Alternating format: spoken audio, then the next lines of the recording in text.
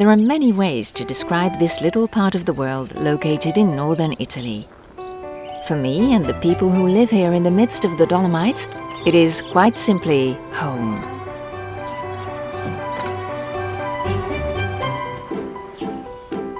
I am often asked where I come from because I am Italian but speak German. I see myself as both South Tyrolean and European.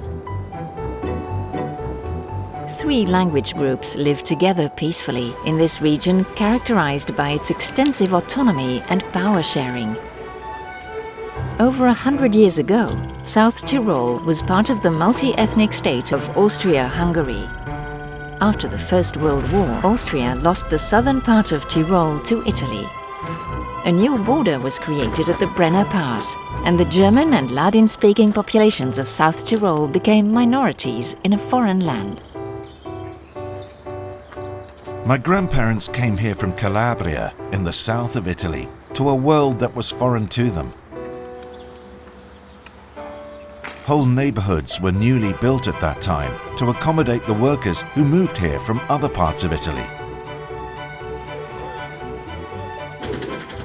Like me, most Italian-speaking South Tyroleans still live in the cities, while the countryside is mainly home to the German-speaking population. The oldest language group in South Tyrol is the Ladins. Ladin is a Rito-Romance language, mainly spoken in 2 valleys of the Dolomites. We don't speak the same languages, we don't go to the same schools, yet today we live and work well together.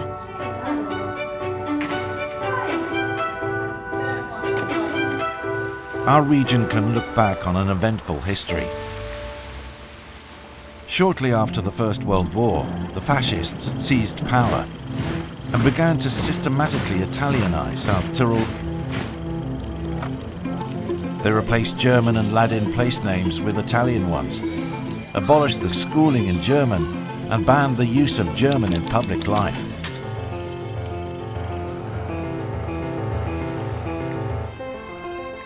New industrial areas were built, with Italian-speaking workers deliberately settled in order to thoroughly Italianize the region.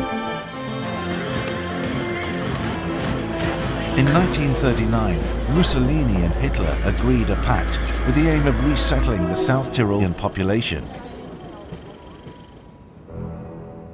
At the time, my grandparents and those of my Ladin colleague were faced with an inhuman choice: to leave their homeland and opt for the German Reich, or stay and give up their own culture and language.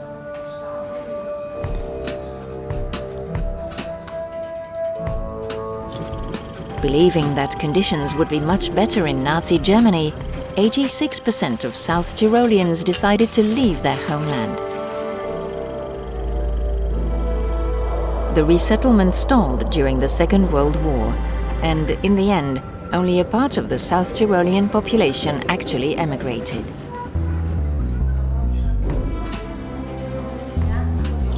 With the end of the Second World War, it soon became clear that South Tyrol would remain part of Italy.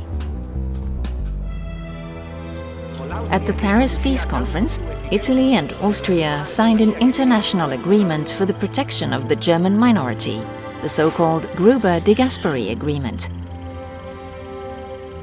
The idea was that South Tyrol could pass laws autonomously with a bilingual administration and adopt regulations to protect the German culture and language. The first Autonomy Statute came into force in 1948.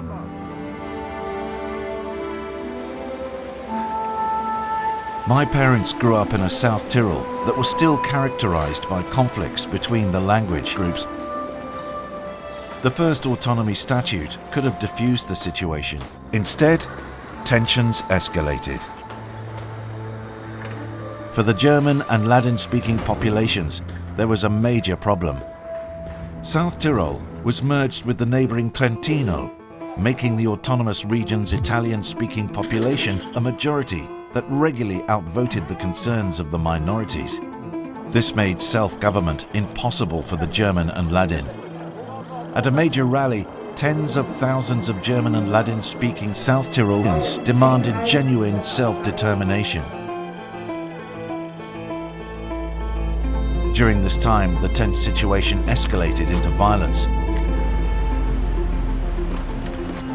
Electricity pylons were blown up, and the conflict claimed its first victims. The Italian state reacted with harsher laws and increased its military presence in the region. At the same time, Austria increased the international pressure, bringing the South Tyrol question before the UN General Assembly.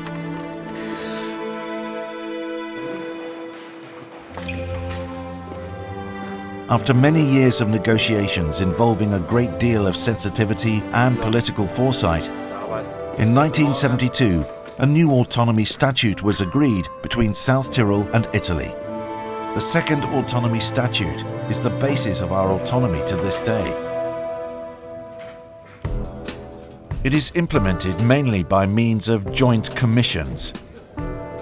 South Tyrol and Rome, as well as the language groups, negotiate as equals in the so-called Commission of Six. This commission is a key instrument of autonomy and a forum for mutual trust.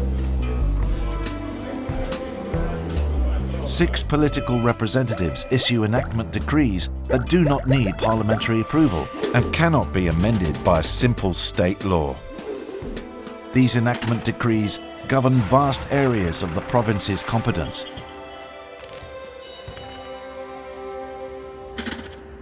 Our autonomy and power-sharing arrangement transformed the conflict. By focusing on separation on the one hand and on integration between the language groups on the other, the arrangement has proven itself. Today, public life in South Tyrol is still governed by the principle of proportionality. Public offices and funds are distributed according to the numerical strength of the language groups. The so-called language group declaration is necessary for determining language group numbers. Anyone wanting to apply for political office or a public administration post in South Tyrol must declare themselves German, Italian or Ladin. Our schools are segregated by language. South Tyroleans have the right to education in their native language and learn Italian or German as a second language. Pupils in Ladin schools are taught all 3 languages. South Tyrol's administrative institutions are largely bi- or trilingual. Anyone wishing to work for them must be multilingual. Public bodies can thus provide information in the applicant's mother tongue. Each language group also has its own radio, television and press outlets. In a way, our autonomy and power-sharing arrangement brings us together by keeping us apart. In order to finance its infrastructure and services, the province is allowed to keep about 90% of the taxes it collects.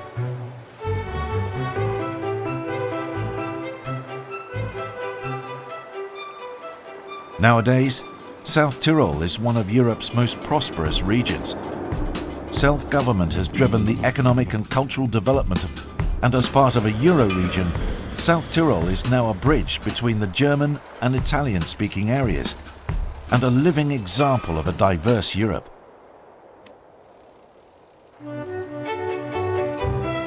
In the meantime, far more than just 3 language groups have made their home here, presenting both a challenge and an opportunity for new togetherness. We have worked together to share South Tyrol in a peaceful way that respects our differences. Today, there is more that unites us than divides us. We have learned step by step to treat each other with trust and develop an understanding for one another. We have learned both to talk and listen to each other. And we wish to continue this dialogue.